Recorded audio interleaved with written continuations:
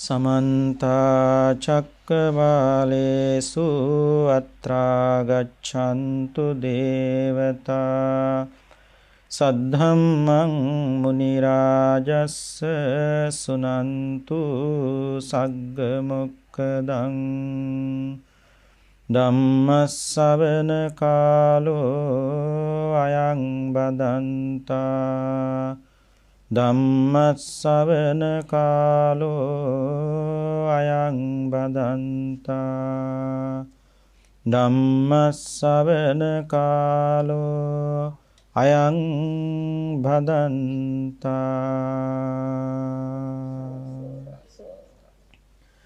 නමෝ තස්ස භගවතෝ අරහතෝ සම්මා සම්බුද්දස්ස නමෝ තස්ස භගවතෝ අරහතෝ සම්මා සම්බුද්දස්ස නමෝ තස්ස භගවතෝ අරහතෝ සම්මා සම්බුද්දස්ස මිත්තේය නාමේන බුද්ධෝ භවිත්වා නිබ්බාන ගාමින් දේසේති ධම්මං වාසේති සෝදානි තුසිතම් මිලෝකේ වන්දාමහං තං වර බෝධිසත්තං තී.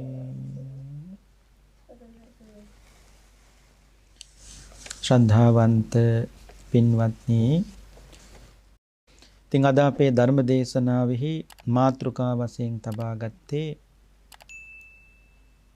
මේ මහා භද්‍ර කල්පයේ අවසන් වරට පහළ වෙන මෙත්තෙය මෛත්‍රී බුදුරජාණන් වහන්සේ පිළිබඳව. යම්කිසි කල්පයක බුදුවරු 5 නමක් පහළ වෙනව නම් ඒ කල්පයට කියන්නේ පින්නතුනි මහා භද්‍ර කල්පය කියලා. බුදුවරු කොටස් 3කට බෙදෙනවා. ඒ තමයි ප්‍රඥාධික බුදුරජාණන් වහන්සේ, ශ්‍රද්ධාධික බුදුරජාණන් වහන්සේ සහ වීරියාධික බුදුරජාණන් වහන්සේ. ප්‍රඥාධික බුදු කෙනෙක් නම් පාරමිතා කාලයේ අසංඛ්‍ය 4කුත් කල්ප ලක්ෂයයි. ශ්‍රද්ධාධික බුදු කෙනෙක් නම් පාරමිතා කාලය කල්පලක්ෂ 8යි. වීරියාධික බුදු කෙනෙක් නම් පාරමිතා කාලය කල්පලක්ෂ 16යි. දැන් මේ ප්‍රඥා, ශ්‍රද්ධා, වීරිය මේ වෙනස්කම් තිබුණත් පින්නතුන් දන්නවා අපේ බුදුරජාණන් වහන්සේ අයිති වෙන්නේ ප්‍රඥාධික බුදු කෙනෙකුට. ඒ ප්‍රඥාධික බුදු කෙනෙක් නිසා අපේ ගෞතම බුදුහාමුදුරුවෝ පාරමී ධර්ම සම්පූර්ණ කළේ අසංඛ්‍ය 4කුත් කල්ප ලක්ෂයයි. අපේ බුදුහාමුදුරුවන්ට කලින් බුද්ධත්වයට පත් වුණේ කවුද? කාශ්‍යප බුදුරජාණන් වහන්සේ. උන්වහන්සේ ශ්‍රද්ධාධික බුදු කෙනෙක්. ඒ නිසා පාරමිතා කාලයේ භවට පත් වුණේ කල්ප ලක්ෂ 8යි. නමුත් මතු පහළ වෙන මෛත්‍රී බුදුරජාණන් වහන්සේ වීරිය අධික බුදු කෙනෙක්. ඒ නිසා උන්වහන්සේගේ පාරමිතා කාලය පින්නතුනි කල්ප ලක්ෂ 16යි. මතක තියාගන්න ලේසි 4යි 8යි 16යි. අනිත් එක 4ට වඩා පින්නතුනි පාරමිතා කාලය අඩු වෙන්නෙත් නැහැ. 16ට වඩා වැඩි වෙන්නෙත් නැහැ. මේ විදිහට වෙනස්කම් තිබුණත් තව ක්‍රම දෙකකට බුදුවරු බුද්ධත්වයේ ප්‍රාර්ථනා කරනවා. ඒ තමයි මනෝපනිදාන සහ වාක්පනිදාන. මනෝපනිදාන කියන්නේ පින්නතුනි සිතින් බුද්ධත්වයේ ප්‍රාර්ථනා කිරීමයි. වාක්පනිදානය කියලා කියන්නේ වචනෙන් බුද්ධත්වයේ ප්‍රාර්ථනා කිරීමයි. මේ විදියට වචනේනොත් සිතෙනොත් බුද්ධත්වයේ ප්‍රාර්ථනා කරලා නියත විවරණ ලබන ආත්මේ වෙනකොට ඒ මහබෝසත්වරයා කරුණ 8කින් සම්පූර්ණත්වයට පත් වෙලා තියෙන්න ඕනේ. කරුණ 8කින්. කවදාටද? නියත විවරණ ලබන ආත්මේ වෙනකොට. ඒ ගාථාවේ සඳහන් වෙනවා මනුස්සත්තං ලිංග සම්පatti හේතු සත්තාන දස්සනං පබ්බජ්ජා ගුණ සම්පatti අධිකාරෝව චංජතා අට්ඨ ධම්ම සමෝදානා අබිනීහාරෝ සමිජ්ජති. එක බුදු වෙන්නට නම් මනුස්සත්තං මිනිහෙක් වෙන්න ඕනේ. දෙවියෙකුට බුදු වෙන්න බෑ. මාරයෙකුට බුදු වෙන්න බෑ. බ්‍රහ්මයෙකුට බුදු වෙන්න බෑ. බුදු වෙන්න මිනිහෙක් වෙන්නට ඕනේ. දෙක ලිංග සම්පatti. ලිංග සම්පatti කියන්නේ බුදු වෙන්නට නම් පින්නතුනි පුරුෂයෙක් පිරිමියෙක් වෙන්න ඕනේ. ස්ත්‍රියකට බුදු වෙන්නට බෑ. කාරණා දෙකක් නිසා එකක් තමයි පුරුෂයෙක් කැලෑවට ගිහිල්ලා කරන ඔය දුෂ්කර කාර්ය ස්ත්‍රියක් වන ඔයත්තන්ට කරන්න බෑ. අපේ බුදුහාමුදුරුවෝ බුදු වෙන්න කලින් අවුරුදු 6ක් කැලෑවේ. අනේ ඔබ දුෂ්කර කාර්යයක් ඔයත්තන්ට කරන්නට බෑ. අනිත් එක තමයි කාන්තාවකට දුකක් ආවම අම්මා කෙනෙකුට දුකක් ආවම අම්මා ඒ දුකේ බැස ගන්නවා. දුකේ කිඳා බහිනවා. ඒ දුකේ බැස ගන්න තාක්කල් දුකේ කිඳා බහින තාක්කල් ස්ත්‍රියකට ඉක්මනට දුක අවබෝධ වෙන්නේ නැහැ. තාත්තලට දුක නැතුව නෙමෙයි තාත්තලා දුක හංගනවා. දුක හංගලා තාත්තලා ඉස්සරහට යන්න දන්නවා. නමුත් අම්මා එහෙම නෙවෙයි. ඒකනේ අම්මා කියන්නේ. දුකේ බැස ගන්නවා. හැබැයි මේ ලෝකෙ මොන පදවිය ලැබුවත්, බුදු පදවිය ලැබුවත්, පසේ බුද්ධත්වයේ ලැබුවත්, මහරහත් පදවිය ලැබුවත්, ඒ හැම පදවියක්ම ලබන්න මේ ලෝකෙට ඒ උත්තරමයේ බිහි කරන්නේ අම්මා. ඒකත් මතක තියාගන්න ඕනේ. එතකොට පින්නතුන්ට මතක ඇති අපේ බුදුරජාන් වහන්සේ එකම එක ජීවිතයකදී කාන්තාවක් වෙලා ස්ත්‍රියක් වෙලා ඉපදුණා. ඒ තමයි ඉති කුමාරි. ඒක ලස්සන කතා වස්තුවක්. ඉති කුමාරි හරිය ආසයි අබතෙල් පහන් පූජා කරන්න. විහාර ආලෝකමත් කරන්න අබතෙල් වලින් පහන් පූජා කරනවා. දවසක් අබතෙල් පහන් පූජාවක් කළා ඉති කුමාරි පුරාණ දීපංකර බුදු කෙනෙක් කියලා බුදු කෙනෙක් හිටියා. ඒ දීපංකර බුදුහාඳුරු ගාවට ගිහලා අහන බුදුහාන්නේ මට බුදු වෙන්න බැරිද කියලා ඇහුවා. ඊපස්සේ දීපංකර බුදුහාරකෝ නුඹට බුදු වෙන්න බෑ නුඹ ස්ත්‍රියක්නේ. ස්වාමීනි ස්ත්‍රී ආත්මභාවයෙන් මිදෙන්න මොකද්ද කරන්න ඕනේ කියලා ඇහුවා. ඒක නිකම් බෑකුව තමන්ගේ ස්වාමි පුරුෂයා කටින්ම යම් දවසක පිට වෙන්න ඕනේ ස්ත්‍රී ආත්මභාවයෙන් මිදිලා පුරුෂ ආත්මභාවයක් ලැබේවා කියලා. මේ කියලා කරගන්න දේවල් නෙවෙයි. තමන්ගේ ස්වාමි දියණිය විඳින දුක දැකලා සාම්පුරුෂයට යම් දවසක හිතෙන්න ඕනේ. ඉතින් මම කිව්වා ස්වාමීනි මම තාම අස්වාමිකයි. ඒ කියන්නේ විවාහ වෙලා නැහැ නේ කිව්වා. මගේ ස්වාමියා කොහෙද ඉන්නේ බුදුහාමුදුරුවනි? කියන්න පුළුවන්ද කියලා? පුළුවන්. නුඹ ගන්න කිව්වා ඉති කුමාරී අබෑට මිටක්. මේ අබතෙල් පහන් පූජා කරන්නේ. අරගෙන ගව්වක් ගිහිල්ලා අබෑටයක් බිමට දාන්න.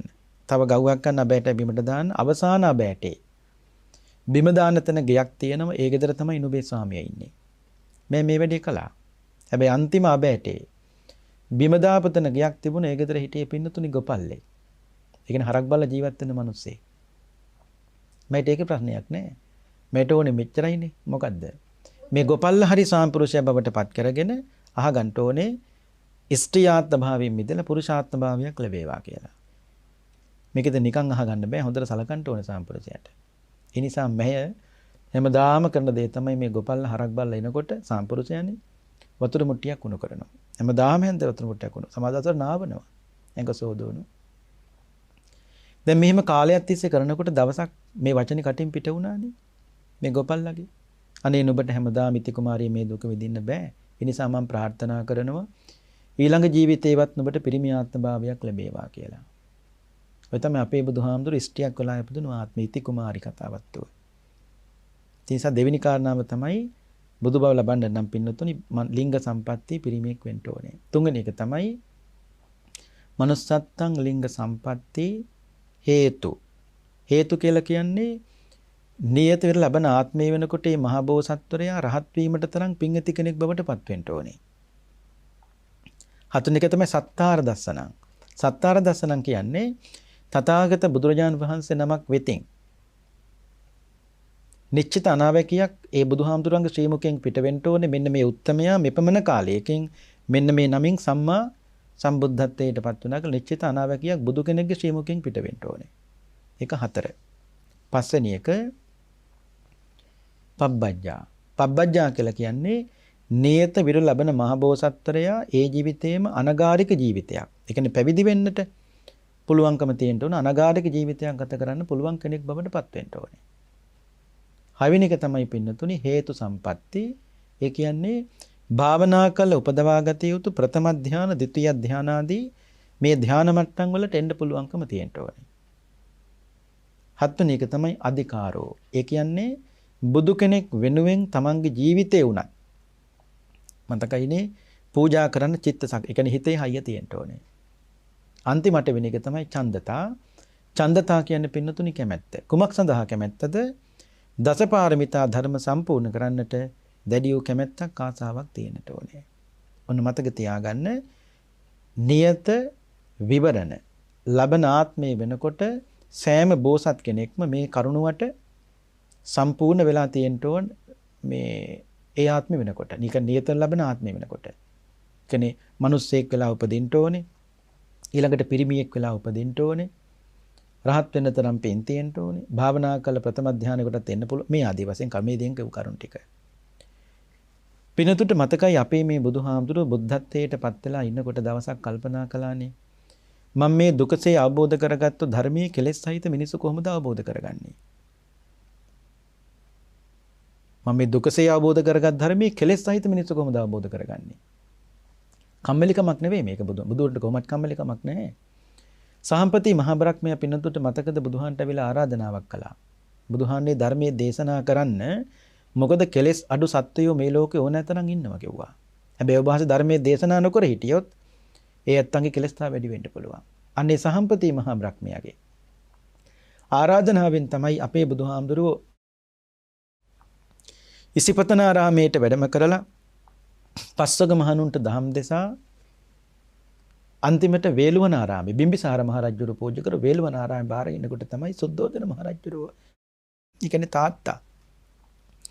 මතකද ඇමතිවරයෙක් කියව බුදුහාඳුර වඩම් මං එන්න කියලා මේ කිඹුල්වත් නුවරට.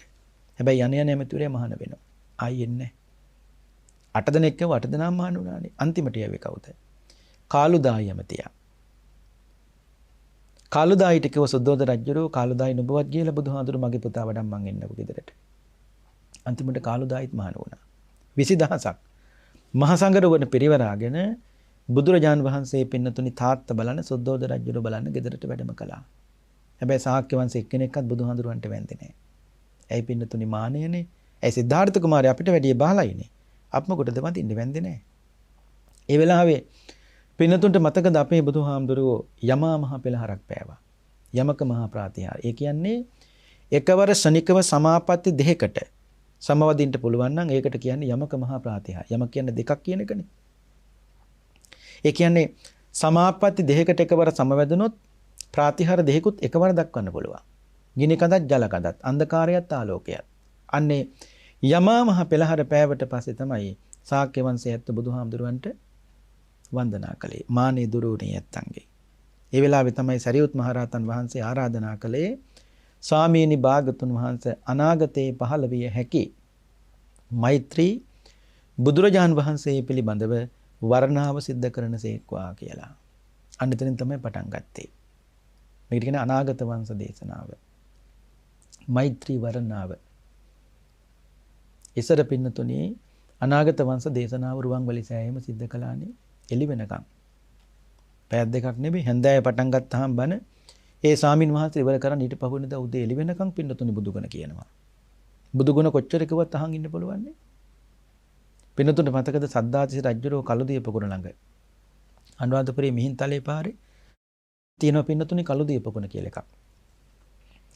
එතන සද්ධාතිස්ස රජුරෝ කාලබුද්ධලක්කිත මහරහතන් වහන්සේ එළි වෙනකන් කිය බුදුගුණ දේශනාවක් හිටගෙන ශ්‍රවණය කළා. රජුරෝ සද්ධාතිස්ස. ඉතින් හාමුදුරුව අන්තිමට අහනවා කාලබුද්ධලක්කිත රජතුමනි එළි වෙනකන් හිටගෙන බණක් අහන්නේ කමාරු නේද කියලා ඇහුවා. ස්වාමීනි මේ විදියට බුදුගුණ කියනවනම් මරණකම් උනත් ඉඳගෙන ඉන්න පුළුවන් කිව්වා. පුදුම බුද්ධාලම්මන ප්‍රීතියක් දැනෙන ගෝභාන්සේ දේශනාව කරනකොට. ඒ වගේ බුදුගුණ අහන් ඉන්න පුළුවන්. ඉතින් බුදුහන්තුරු දේශනාව පටන් ගත්තේ මෙහෙමයි. මහණෙනි මේ කල්ප විනාශය වෙනකොට අන්තිමට වහිනෝ පින්නතුනි වර්ෂාවක්. ඒකට කියන්නේ කල්පාන්ත වැස්ස කියලා. ඒ වැස්ස වැහැලා පෑවුවට පස්සේ මිනිස්සු ලඳු කැලෑ ඔක්කොම මිලි කරනවා. ඒ තල ටිකක් කුරක්කන් ටිකක් මුංගට ටිකක් පුර ගන්න. ඒ මෙච්චර වැස්සක් වැහපු එකේ මිනිස්සු හිතනවා තවත් ළඟ ලොකු වැස්සක්. ඒක අපිත් එහෙම හිතනවනේ. හැබැයි එතනින් පස්සේ එක බැහි බින්දුවක්වත් මේ මහ පොළොවට වැටෙන්නේ නැහැ. අන්තිම වැස්සයි. එතනින් පස්සේ දෙවෙනි සූර්යයා, තුන්වෙනි සූර්යයා, හතරවෙනි සූර්යයා, පස්වෙනි සූර්යයා, හයවෙනි සූර්යයා, හත්වෙනි සූර්යයා පායනවා. ඒ කියන්නේ මේ තියෙන සූර්යයාගේ රශ්මිය පින්නතුනි ක්‍රමක්‍රමයෙන් සූර්ය 7 දිනක ස්වභාවය ටික ටික වැඩි වෙනවා. මේ රශ්මිය අඩු වෙන්නේ නැහැ. දැන් මේක තව තව දිගට වැඩි වෙනවා පින්නතුනි. එතකොට මේ එක්කෙනෙක් පාලත් ඉන්න බැරිකොට දෙවෙනි සූර්යයා පානකොට මීට වඩා රස්නෙයි.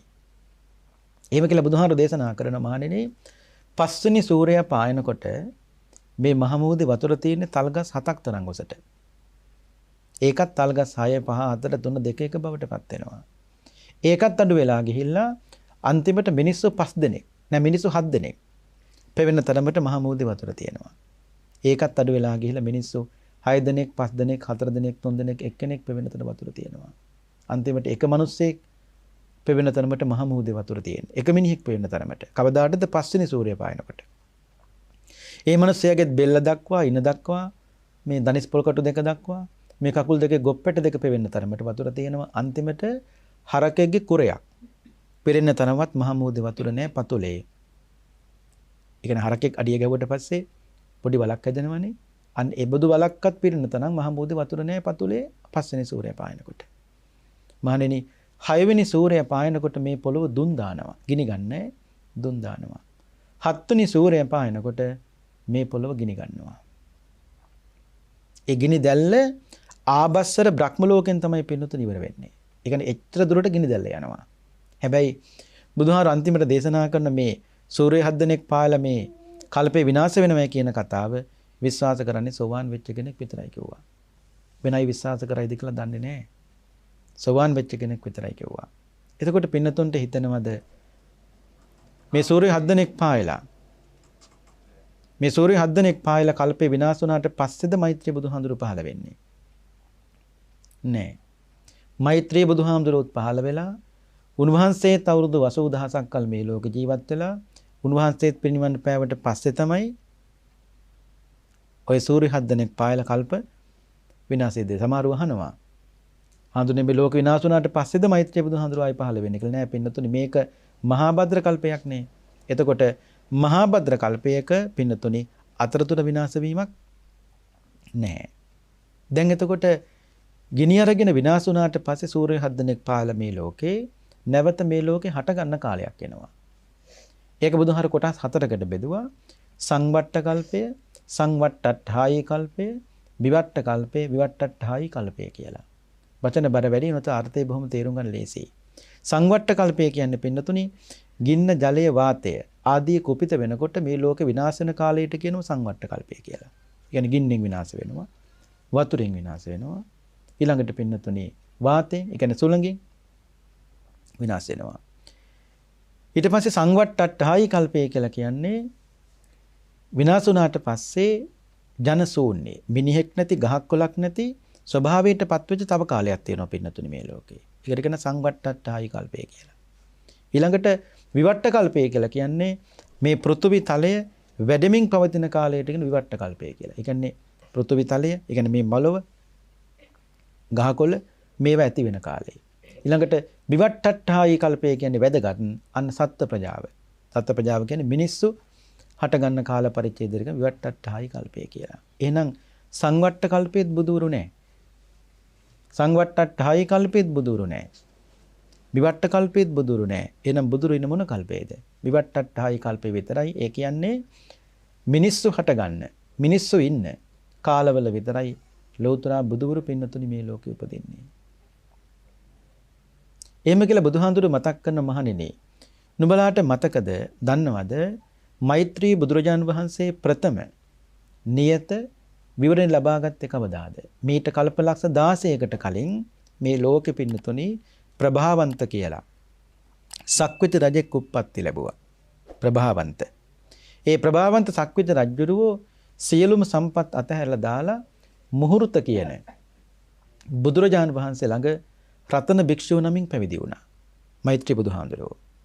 දවසක් මුහුර්ත බුදුරජාණන් වහන්සේ රතන භික්ෂුව ළඟ තියාගෙන භික්ෂුන් වහන්සේලාත් වට කරගෙන මුහුර්ත බුදුහාඳුරෝ මතක් කරන මහණෙනි මේ රතන භික්ෂුව දෙස මද වේලාවක් හොඳින් බලන් ඉන්න කියනවා. මේ උත්තමයේ ඇසේ මෙසේ කෙනෙක් නෙවෙයි මේ භික්ෂුව අනාගතේ මේන් කල්පලක්ෂ 16ක් ඉදිරියට ගිය තැන මෙත්තේය නමින් මෛත්‍රී නමින් සම්මා සම්බුද්ධත්වයට පත් වෙනවා කියලා ප්‍රථම නියත විවරණය ලබා දුන්නා. කාටද? මෛත්‍රී බුදුරජාන් වහන්සේට. කවදාද? මීට කල්පලක්ෂ 16කට කලින් කවුද? මුහුර්ත බුදුරජාන් වහන්සේ. තවදුරටත් කියනවා මහණෙනි මේ රතන භික්ෂුවගේ නැත්තම් මෛත්‍රී බුදුරජාන් වහන්සේගේ මෑණියන් වහන්සේ බවට පත් වෙන්නේ බ්‍රහ්මවතී කියන මහා පිං ඇති දේවියයි. මෛත්‍රී බුදුරජාන් වහන්සේගේ පියාණන් වහන්සේ බවට පත් වෙන්නේ සුබ්‍රහ්ම කියන පුරෝහිත බ්‍රාහ්මණයය. මෛත්‍රී බුදුරජාන් වහන්සේගේ අග්‍ර උපස්ථායකයන් වහන්සේ බවට පත් වෙන්නේ සීහ කියන භික්ෂුවයි. අපේ බුදුහාන්ට කවුද? ආනන්ද හාමුදුරුවෝ. ඒ වගේ මෛත්‍රී බුදුරජාන් වහන්සේගේ අග්‍ර ශ්‍රාවකයන් දෙන්න බවට පත් වෙන්නේ අශෝක සහ බ්‍රහ්මදේව කියන මහා පිං ඇති මහරහතන් වහන්සේලා දෙනම. එතකොට අශෝක සහ බ්‍රහ්මදේව කියන්නේ කවුද?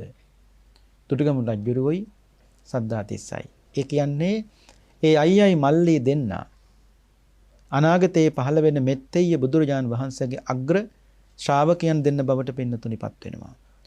දුටුගැමුණු රජුරුවොත් සද්ධාතිස්සත් මේ වෙනකොට සීල ගුණ පාරමී සම්පූර්ණ කරලායි තියෙන්නේ. පින්නතුන්ට මතකයිනේ දුටුගැමුණු රජුරුව මරණයට පත් වෙනකොට ගති නිමිති පහළ වුණා. ගති නිමිති කියන්නේ පින්නතුනි මැරෙන්න නැස් දෙක පියාගන්න කලින් Tamanට තීරණය කරන්න පුළුවන් Taman යන්නේ කොතැනද කියලා.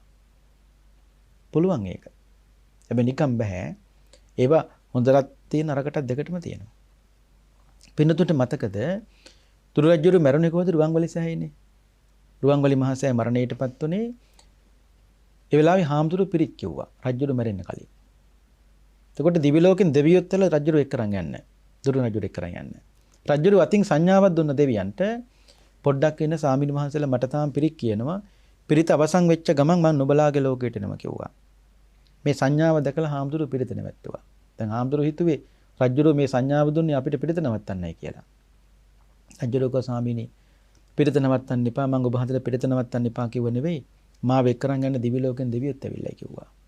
ඔබ හන්දලා පිරිත අවසන් වෙච්ච ගමන් සාමිනි මම මගේ ලෝකයට යනවා කිව්වා. අන්න ගත නිමිති පහළ වුණා. ඒ කියන්නේ මැරෙන්නේ ඇස් දෙක පියාගන්න කලින් තීරණය කරන්න පුළුවන් යන්නේ කොතැනද කියලා. ඒක හොඳටත් තියෙනවා නරකටත් අනිත් පැත්තටත් තියෙනවා. නරක පැත්ත ගත්තොත් පින්නතුන් මතකනේ චුන්දසූකර බුද්ධ කාලේ හිටියේ ඌරු මරමර ජේතවනාරාම පිටිපස්සේ හිටියේ ඌරු මරමර මේ මිනිස්සයා. චුන්දසූකර අන්තිමට ඌරෙක් වගේම කෑ ගැහුවනේ. ඌරෙක් වගේම කෑ ගහලා තමයි චුන්දසූකර මැරුණේ. එතකොට ඌරෙක් වගේ කෑ ගහනකොට චුන්දසූකරට හිතන්න බැරිද යන්නේ කොතැනද කියලා. පුළුවන්නේ Tamanට ඔක්කොම මතක් වෙනවනේ.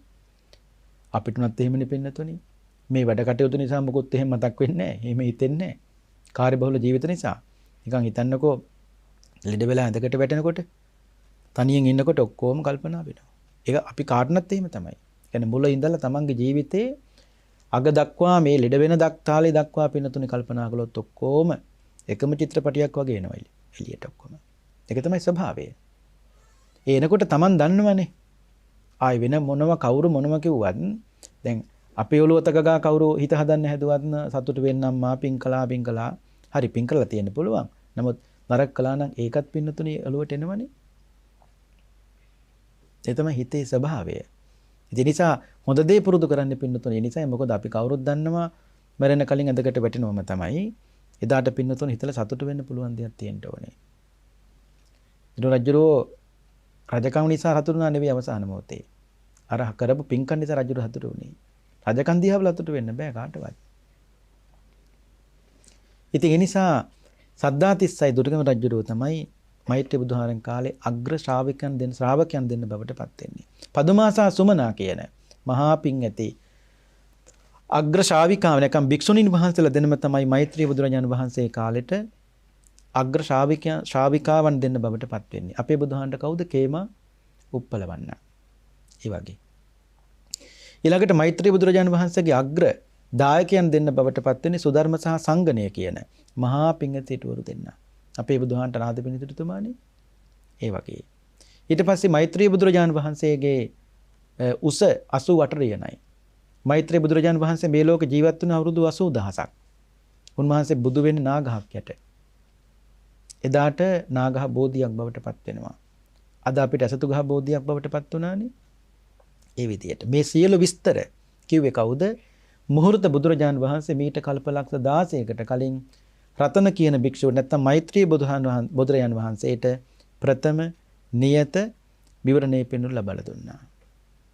දැන් එතකොට විවරණයක් ලබා ගත්තට පස්සේ ඒ මහබෝසත්වරයා ඉන්පස්සේ කරන්න ඕනේ මොකද්ද?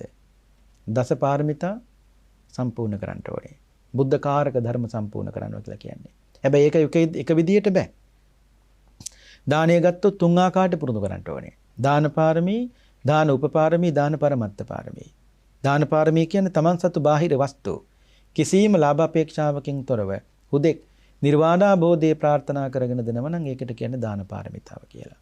ඊළඟට දාන උපපාරමිතාව කියන්නේ තමන්ගේ ශරීරයේ ලේ දන් දෙන්න පුළුවන් නම්, ඇස් දන් දෙන්න පුළුවන් නම් මේ ආදී වශයෙන් ශරීර අවයවයන් දන් දීමයි වෙන්නේ දාන උපපාරමිතාවටයි. ඊළඟට දාන පරමත්ත පාරමිතාව කියන්නේ තමන්ගේ ජීවිතේ පවා අනුන්ගේ ජීවිතයක් බේරගන්න අවශ්‍ය වෙලාවකදී අවශ්‍ය වුණොත් පරිත්‍යාග කරන්න පුළුවන් නම් ඒකට කියන්නේ පරමත්ත පාරමිතාව. ඒක තමයි අමාරු. ලේ දෙන්න පුළුවන්. ඇස් දෙකක් දන් දෙන්න පුළුවන්. ඇස් දෙක හොඳයි කියලා හිත නැත්තෝ ඇස් දෙක ලියලා තියන්න ඕනේ තව කෙනෙකුට ගන්න පුළුවන්. බණපතක් කියලා හරි ලෝකෙ දිහා බලලා සතුට වෙන්නේ නේද? ඉතින් නිසා සමහර ගොඩක් ඇත්තෝ එහෙම ලියනවා. ඇස් දෙක හොඳයි කිය නැත්තෝ මොකද මරුණට පස්සේ ලොකු වෙලාවක් මේක තියන්න බෑ. ඒව ලියලා තියන්න ඕනේ සොකීය කැමැත්තෙන්. ඒ මොනොත් අනිත් පැත්තන්ට ඒක ගන්න පුළුවන්කමක් තියෙනවා. ඒ නිසා දන් දෙන්න ඕනේ හොඳයි. ලොකු පිනක් ඒක දාන උප පාරමිතාවක්. ඒ කියන්නේ ශරීර අවයව දන් දීම කියන එක දාන උප පාරමිතාව. එතකොට දන් දීම දාන පාරමිතාව, දාන පරමත්ත පාරමිතාව කියන්නේ ඒක අමාරුයි මොකද ජීවිතේ පවා අවශ්‍ය වුණොත් අවශ්‍ය වෙලාවක දෙන්න පුළුවන්කම තියෙන්න ඕනේ. ඒක අපිට ලේසියෙන් බෑ. හැබැයි පාරමී පුරන මහා බෝසත්වරු ඒ දේ පවා සිද්ධ කරනවා. එතකොට මෙතෙන්දී මේ දාන පාරමිතා වැඩි වෙනොයි දාන උපපාරමිතාව අඩු වෙනොයි එහෙම පුරුදු කරන්නේ නැහැ. මේ තුනම එක ආකාරයට එක විදිහට පුරුදු කරනවා. සීල ගත්තත් එහෙමයි. සීල පාරමී, සීල උපපාරමී, සීල පරමත්ත පාරමී. එතකොට දස පාරමිතා 30 ආකාරයකට පුරුදු කරලා සම්මා සම්බුද්ධත්වයට පත් වෙන නිසා තමයි ඒ බුදුරජාණන් වහන්සේට කියන්නේ සමතින් සද්ධර්ම පාරමී පූර්ණේ කරලා ලෝතුරා සම්මා සම්බුද්ධත්වයට පත් වෙනවා කියලා. ඔන්න මතක තියාගන්න මේ තමයි මෙත්තෙය්‍ය මෛත්‍රී බුදුරජාණන් වහන්සේගේ ප්‍රථම නියත විවරණය. පින්නතුන්ට මතකද මෛත්‍රී බුදුරජාණන් වහන්සේගේ අවසාන නියත විවරණ ලබාගත්තේ කාගෙන්ද? මෛත්‍රී බුදුහාමුදුරුවෝ අවසන් නියත විවරණ ලබාගත්තේ අපේ ගෞතම බුදුහාමුදුරන්ගෙන්. ඒ පින්නතුන්ට මතකද අපේ බුදුහාමුදුරුවෝ අම්මට බණ කියන්න. ඒ කියන්නේ මාතෘ දිවි රාජ පුත්‍රයාට බණ කියන්න තවසා දිවි ලෝකෙට වැඩම කළා. ඒතකොට බුදුහාමුදුරුවෝ 3 මාසයක් වැඩ හිටියේ තවසා දිවි ලෝකේ. එතනින් පස්සේ අම්මට බණ කියලා බුදුහාමුදුරුවෝ ආපහු වැඩම කළේ කොහටද? අම්මලා ගියේ සංකස්සේට තමයි. හො. කියන්නේ සංකස්සේට. එතකොට සංකස්සේට සංකස්සේ කියනද පස් ගොඩක්. නමුත් එහෙම වුණාට සෑම බුදු කෙනෙක්ම අම්මාට බණ කියලා වඩින්නේ පින්නතුනි සංකස්සයට. ඒ සංකස්ස නගරේ මතක ඇතිනේ. එතකොට ඒ සංකස්ස නගරයට වැඩම කරපු දවසේ පින්නතුනි අපේ මෙත්තෙය්‍ය, ඒ කියන්නේ මෛත්‍රී බෝසත්වයෝ වෂ්ට යුගලයක සූදානම් කරගෙන බුදු වසරිය බලන්න සංකස්සයට ගියා. අන්න ඒ වෙලාවේ තමයි අවසන් නියත විවරණේ අපේ බුදුහාමුදුරු ලැබලා දුන්නේ මෛත්‍රී බෝසතාණන් වහන්සේට. දැන් පින්නතුන් දන්නවා බුදු කෙනෙක් ඉපදුණු ගර්භාෂයක තව දරුවෙකුට උපදින කවදාවත් වාසනාව නැහැ.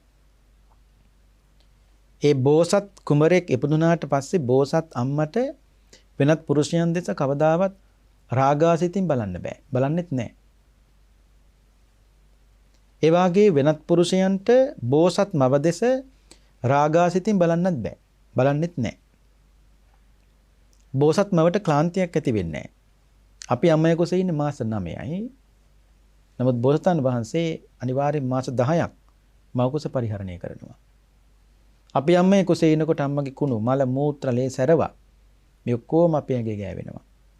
නමුත් බෝසතාණන් වහන්සේ නමක් අම්මයි කුසේ ඉනකොට අම්මයි කුණු මල මූත්‍ර කිසිවක් ඇඟේ ගෑවෙන්නේ නැහැ. පින්තුන් අහලා තියෙනවනේ ධාතු කරඬුවක ධාතුන් වහන්සේ නමක් තැන්පත්ත තියෙන යම්සේද ඒ බෝසත් කුමරා මව කුසේ වැඩ ඉන්නෙත් පින්නතුණී විදියටයි. ඒ බෝසත් කුමරා මේ ලෝකෙට බිහි කරනකොට බිහි කළාට පස්සේ පළමු කොට පිළිගන්නේ දෙවියන් විසින්. දෙවියන් විසින් පිළි අරගෙන මහාමායා දේවියට අම්මට කියනවා දෙවිනි සතුට වෙන ඔබට මහේසාක්‍ය පුතෙක් ඉපදුනා කියලා. දෙවියන් විසින් පළමු කොට පිළි අරගෙන තමයි දෙවන කොට ඒ දරුවා මිනිස්සුන්ට දෙන්නේ. අනිත් එක දැන් අපි කවුරුත් උපන් හැටිය හොදනවනේ. ඇයි අම්මේ කුණු මල මූත්‍ර මේ ලේසරව මේ සියල්ලත් එක තමයි මේ ලෝකෙට මේක නැත්ත කතාව. මේවත් එක මේ ලෝකෙට බිහි වෙන්නේ. ඒ නිසා අපි හොදනවා. උපන් හැටිය දරුවෙක් හොදනකොට සනීපයි නෑ. දේශනාවේ කියනවා අලුත් තුවාලයකට ලුණු දමලා කොස්සකින් අතුල්න වගේ වේදනාවක් තියෙනවා. එතකොට මේ වේදනාව අපි වින්දනේ. මතක නැහැනේ. අපිට මතක නැහැ. මට මතකත් නැහැ. ඔයත්තට මතක. අපි කාටවත් මතක නැහැ. නමුත් ඒ බඳු වේදනාවක් අපි වින්දා. ඒ වේදනාව වින්දේ මේ ආත්මෙ විතරයි නෑ. මීට පෙර ජීවිතවලත් අපි උපන් හැටි හේතුවනේ. එදත් අපි මේ දුක වින්දා. ආයි ඉපදුනොත් ආයෝ වේදනාව විඳිනවා. නිකන් හිතන්නකො මතක් කරනකොට ඇස් දෙකක් තියෙන වෙනවනේ. අලුත් තුවාලයකට ලුණු දමලා කොස්සකින් අතුල්නකොට අතුල්ලන්න නැත්නම් ඕනේ ලුණු ටිකක් දැම්මත් මදයි. මොනතරම් වේදනාවක් තියෙනවද? උපන් හැටි දරුවෙක් හොදනකොට ඒ බුදු වේදනාවක් විඳිනවා. ඒක තමයි કોઈ ජාතිපි දුක්ඛ ඉපදින්නේ පින්නතුනේ දුකමින්නේ. දුකෙන්ම ඉපදින්නේ. නැවත එබඳු දෙයක් ලබන්නට පින්නතුනේ උප්පත්තියක් ලබන්න හේතු හදන්න හොඳ නැහැ. මොකද වර්තමානයේ තුල මිසිද්ද කරන සෑම දෙය තුළම අනාගතයට ඵලය හැදෙනවා. දැන් මේ ලැබිලා තියෙන ඵලය අතීතේ හේතු හදපු ඒවා. ඒ වෙන කවුරුවත් කරපො නෙවෙයි පින්නතුනේ අපිම හේතු හදපුවා. හේතු හැදුවේ අපිම නම් ඵලෙ විඳින්නත් ඕන අපිම තමයි. එතකොට අතීත හේතු සකස් කර පිටසයි වර්තමාන ඵලයේ දැන් විඳින්නේ. වර්තමානයේ තුල දැන් හේතු සකස් කරනකොට අනාගතයට ඵලය හැදෙනවා.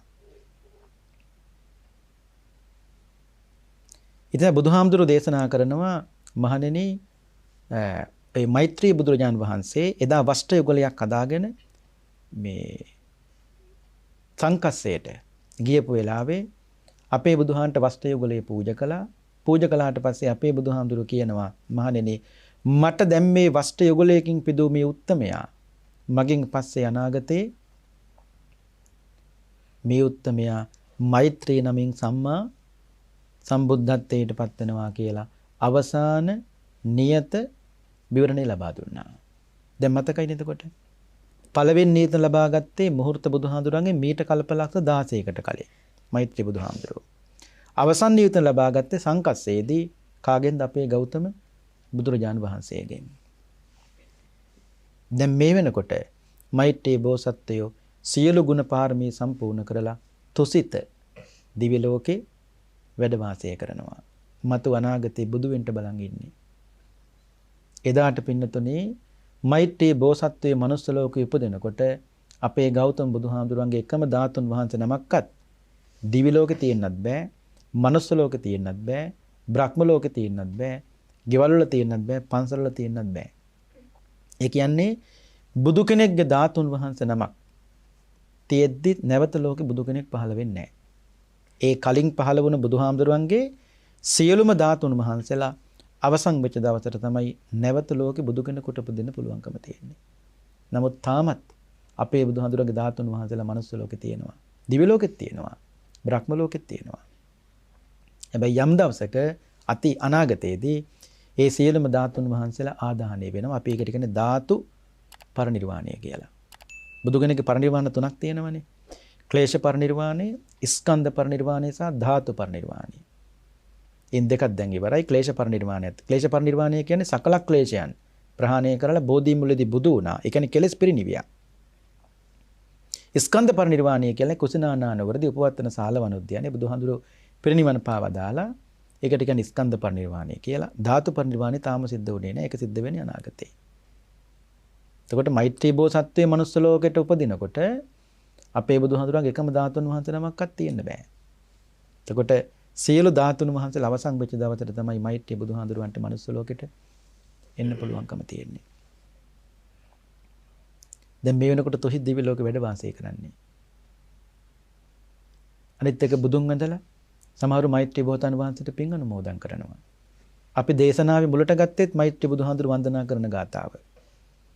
ඒ තමයි මෙත්තේය නාමේන බුද්ධෝ භවිත්වා නිබ්බාන ගාමින් දේසේති ධම්මං වාසේති සෝදානි තුසිතම්මි ලෝකේ වන්දාමහං තංවර බෝධිසත්තං. ලේසි පාඩම් කරගන්න.